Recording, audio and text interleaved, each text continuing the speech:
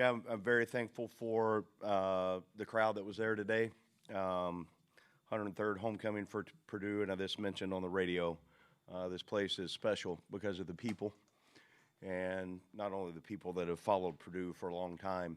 The students make it a great place, and I also believe that Mike Babinski, our athletics director, Tiffany Grimes, our sport administrator, and deputy AD are two of the best in the country. They've given us absolutely everything that we need the 10 months that I've been here to go be successful. And we're building it, and the wins are going to come. I mean, man, that's a hard way to lose one. My guys fought this week. They poured everything they had into the preparation this week. They played with energy. They played with emotion. They played hard, and we came up short. And when you do that, when you invest with everything that you got, and you come up short, it's really difficult. But you know, I was raised in a small town in Oklahoma, and the values that I learned there are about togetherness, family, love, toughness, resolve, and you just go find a way. You don't make excuses. You don't give up. You don't wave the white flag. You don't feel sorry for yourself. You find a way to go get it done. And that's the way I was raised, and that's the way this place is. And I guarantee you we're going to get this turned. And we will continue to work. We'll pour everything we've got into it, and we'll get our team into the winner's circle at some point. We came up short, and it's tough.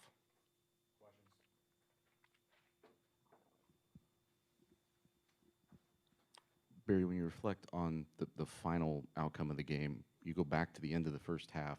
You guys having first and 10 at their 40 to start that drive, and then being able to march down after the 3 and out. Just how large does that sequence loom as you look at how this game turned out?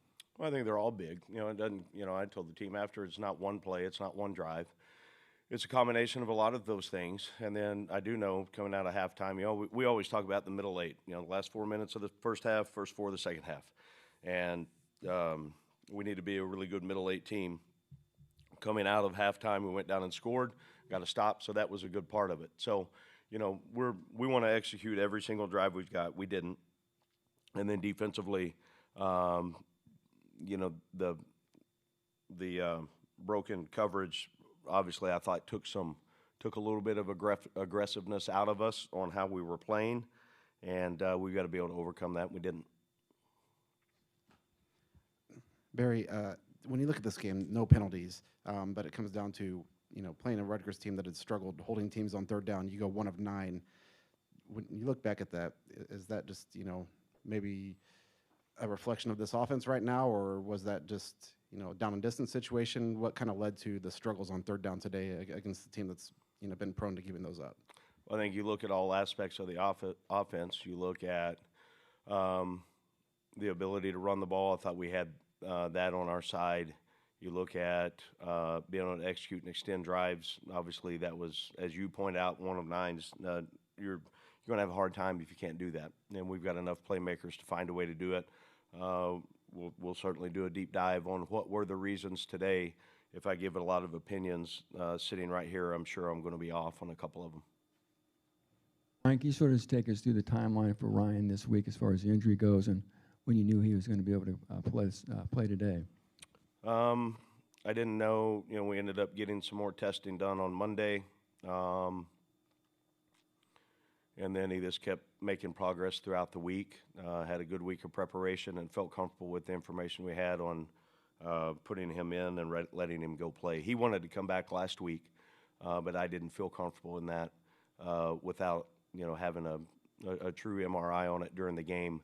I didn't feel comfortable doing that last week. So says a lot about him, about this team. Jesse Watson on Tuesday practice broke his nose, had a chance to either get surgery and miss. He said, no, I'm going to do whatever I can for this team, and he went out and played today. So there's a lot of those small stories that things in our habits are moving in the right direction. I just want it, and we all do. We want it to result in wins, and we're not there yet. Take us through that last Ryan Brown play, the tip ball. He catches it, Was he trying to pitch it forward? Was the ball knocked out? I haven't talked to Ryan, but as I saw it from the sideline, we had an RPO call. The defensive end set flat-footed on the line of scrimmage. There was a small window there after he pulled it and got his hand on the ball. Ryan went up, tried to make a play, and I don't know if it got punched from behind on his way down. He didn't secure it at that point. Have you ever been part of something like this before, this painful of a loss? Unfortunately, 1997, I was on the field against Nebraska, kickball. They ended up catching it in the back of the end zone. That one hurt. Guys, life is hard. You're gonna win some and you're gonna lose some, and especially to lose it the way we did throughout the course of the game makes it a little more difficult. Barry, was the plan all along to kind of alternate quarterbacks the way you did today with Malachi and Ryan? Yes. And then what do you gain out of doing that, or do you want to see if somebody gets a hot hand and kind of ride the momentum of one or the other? Ryan's our starting quarterback, but there's certain things we're trying to get because Malachi's playing well and has earned playing time. Anybody that we feel like is in a position to help us play winning football, we're going to find a way to get them on the field, and we feel that way about Malachi, and I think it helped us out today. You talked Monday about being a part of losing streaks before. Talked about losing at 1997 in Nebraska in a heartbreaking fashion, but I guess the run of games, Minnesota, Illinois, USC, that you've made plays to kind of lose games, and you've talked about shooting yourselves in the foot at times. Have you had a run like that where we've had so many games that were winnable that just kind of mistakes end up being the difference in the game?